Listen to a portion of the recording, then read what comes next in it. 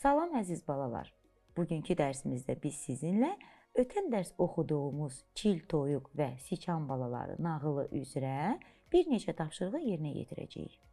Gəlin A tapşırığının şərtinə baxaq. Mətn haqqında məlumatları uyğun sətirlərdə yaz. Sətirlərə fikir verək. Birinci sətirdə mətnin adı istənilir. İkinci sətirdə baş qəhrəman və obrazların adları yazılmalıdır.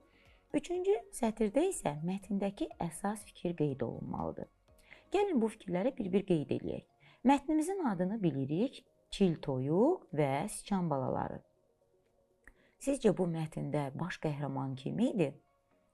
Bəli, düz tapdınız. Baş qəhrəman çil toyuq idi. Bəs toyuqdan başqa bu mətndə hansı obrazlar var idi? Toyuqdan başqa bu mətndə siçan balaları, daha sonra isə biz dovşanı və sincabı gördük. Bəs biz bu mətndən oxuyub hansı nəticəni çıxartdıq? Sizcə bu mətn vasitəsilə uşaqlara biz nəyi çatdırmaq istəyirik? Əlbəttə ki, bu fikri, hansı ki, eynilə bu fikri biz öncəki oxuduğumuz Əkinçi və Canavar mətnində də rast gəlmişdik. İşləməyən dişləməz.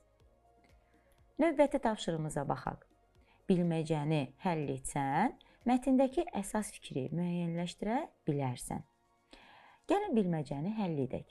Yəqin ki, siz artıq bu bilməcənin necə həll edilməsi qaydasını bilirsiniz. Sətir və sütunların kəsişməsində yerləşən hərfləri uyğun fiqurların altında yerləşdirməklə bilməcəni müəyyən edəcəyik. Gəlin baxaq. İlk gördüyümüz fiqur qırmızı rəngli dairədir. Bunun üçün biz dairənin qırmızı rənglə kəsişməsində yerləşən hərfi tapırıq. Bu hərf Z hərfidir və həmin hərfi fiqurun altında yerləşdirək. Fikir versəniz, bu hərfdən bizim fikirdə 3 ədəddir. Hər üçünü yerləşdiririk. Növbəti fiquru müəyyən edək. Bu sarı rəngli üçbucaqdır. Üçbucağın sarı rənglə kəsişməsində yerləşən hərf Ə hərfidir. Həmin hərfi bilməcədə uyğun yerlərə yazırıq və bu qayda ilə işimizi davam etdiririk. Növbəti hərfləri yerinə qoyuruq və beləliklə axtardığımız bilməcəni müəyyən etmiş oluruq. Gəlin həmin fikri bir daha oxuyaq. Zəhmətsiz yemək olmaz. Əgər xatırlayırsınızsa, biz öncəki tapşırıqda əsas fikir olaraq işləməyən dişləməz qeyd etmişdik. Bax elə hər iki fikir eyni mənanı ifadə edir.